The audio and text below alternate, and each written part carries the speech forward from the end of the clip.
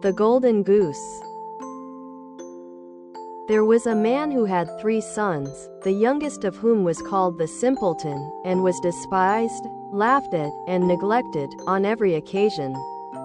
It happened one day that the eldest son wished to go into the forest to cut wood, and before he went his mother gave him a delicious pancake and a flask of wine, that he might not suffer from hunger or thirst. When he came into the forest, a little old gray man met him, who wished him good day, and said, "Give me a bit of cake out of your pocket, and let me have a drink of your wine. I am so hungry and thirsty." But the prudent youth answered, "Give you my cake and my wine? I haven't got any. Be off with you." And leaving the little man standing there, he went off. Then he began to fell a tree, but he had not been at it long before he made a wrong stroke, and the hatchet hit him in the arm, so that he was obliged to go home and get it bound up. That was what came of the little gray man. Afterwards the second son went into the wood, and the mother gave to him, as to the eldest, a pancake and a flask of wine. The little old gray man met him also, and begged for a little bit of cake and a drink of wine. But the second son spoke out plainly, saying, "What I give you I lose myself, so be off with you." And leaving the little man standing there, he went off. The punishment followed. As he was chopping away at the tree, he hit himself in the leg so severely that he had to be carried home. Then said the simpleton, "Father, let me go for once into the forest to cut wood." And the father answered, "Your brothers have hurt themselves by so doing. Give it up. You understand nothing about it." But the simpleton went on begging so long, that the father said at last, "Well, be off with you. You will only learn by experience." The mother gave him a cake. It was only made with water, and baked in the ashes, and with it a flask of sour beer. When he came into the forest, the little old gray man met him, and greeted him, saying, "Give me a bit of your cake, and a drink from your flask. I am so hungry and thirsty." And the simpleton answered, "I have only a flour and water cake and sour beer, but if that is good enough for you, let us sit down together and eat." Then they sat down. And as the simpleton took out his flour and water cake, it became a rich pancake, and his sour beer became good wine. Then they ate and drank, and afterwards the little man said, "As you have such a kind heart, and share what you have so willingly, I will bestow good luck upon you. Yonder stands an old tree. Cut it down, and at its roots you will find something." And thereupon the little man took his departure. The simpleton went there, and hewed away at the tree, and when it fell he saw, sitting among the roots, a goose with feathers of pure gold. He lifted it out and took it with him to an inn where he intended to stay the night. The landlord had 3 daughters who, when they saw the goose, were curious to know what wonderful kind of bird it was, and ended by longing for one of its golden feathers.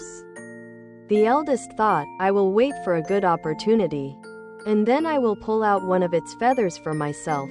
And so, when the simpleton was gone out, she seized the goose by its wing, but there her finger and hand had to stay, held fast.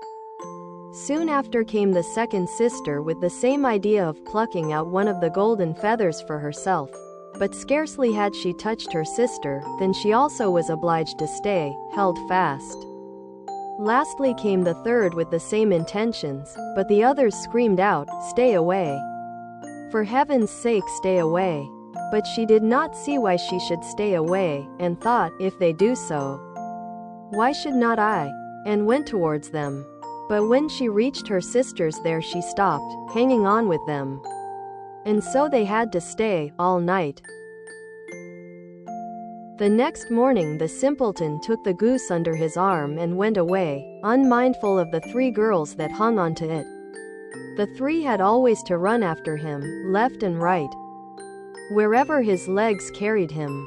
In the midst of the fields they met the parson, who, when he saw the procession, said, "Shame on you, girls, running after a young fellow through the fields like this."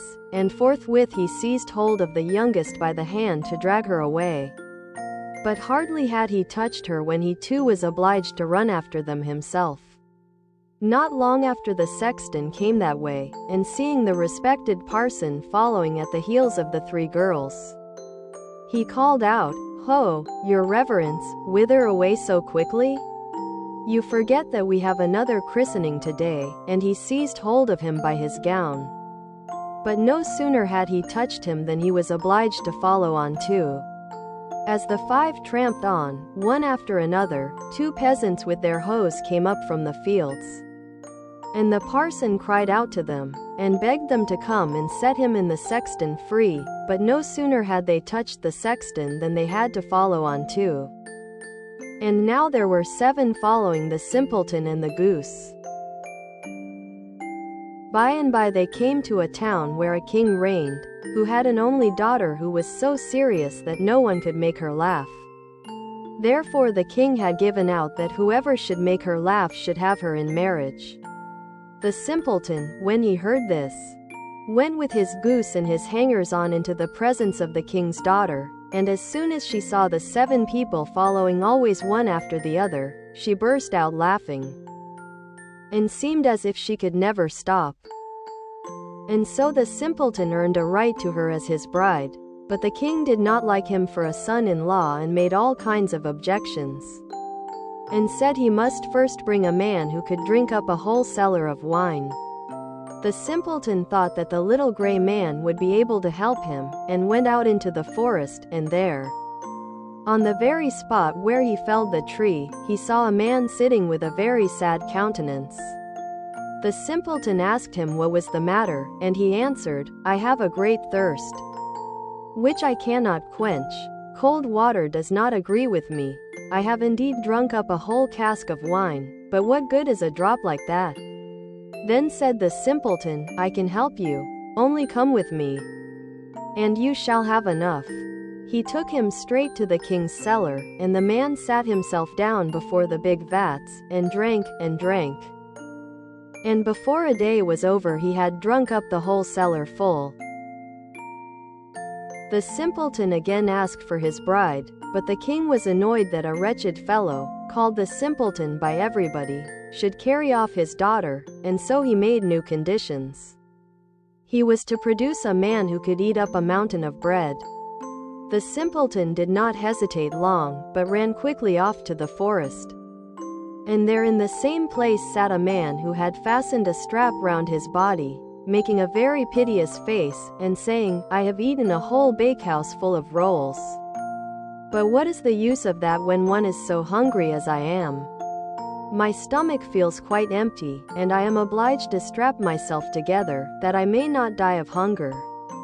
The simpleton was quite glad of this, and said, "Get up quickly, and come along with me, and you shall have enough to eat."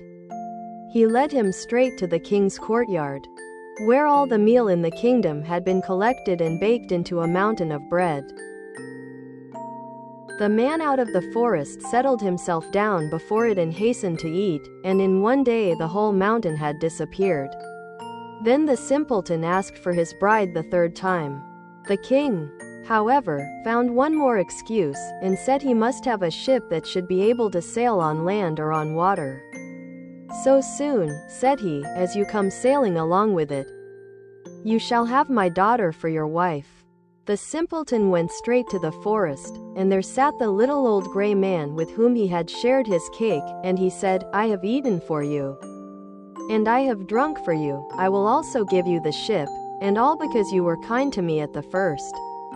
Then he gave him the ship that could sail on land and on water. And when the king saw it he knew he could no longer withhold his daughter. The marriage took place immediately, and at the death of the king the simpleton possessed the kingdom, and lived long and happily with his wife.